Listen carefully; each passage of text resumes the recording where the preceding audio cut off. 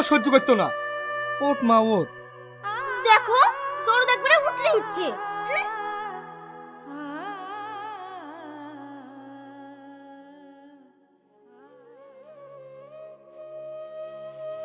তুই আমাকে ক্ষমা করে দিস মা, তোর এত অত্যাচার দেখেও আমি কিচ্ছু করতে পারছি না।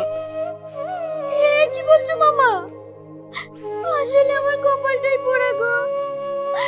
জন্মের পর বাবা মাকে হারিয়েছি, আমার কপালে তুই লাঠি চাটি খাওয়াই লেগে আছে। আমি কিছু মনে করিনি মামা, আমি কিছু মনে করিনি।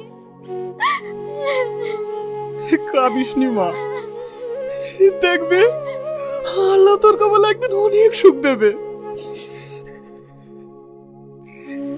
তোকে একটা কথা বলবো মা? হ্যাঁ মামা বলো। আমার সাথে একটা ছেলে কাজ করে, ছেলেটা বোবা কিন্তু ও অনেক ভালো। তুই ওকে বিয়ে করবি মা? তাহলে আমি ওর সাথে কথা বলে দেখব। তুই যদি ওকে মানিয়ে নিতে পারিস তাহলে তুই অনেক সুখী হবি। রোজ রোজ তোকে এইভাবে তো লাথি ঝাঁটা খেতে হবে না। তুমি যেটা ভালো বোঝো মামা সেটাই করো। এর থেকে ভালো কিছু আমার কপালে লেখা নেই মামা।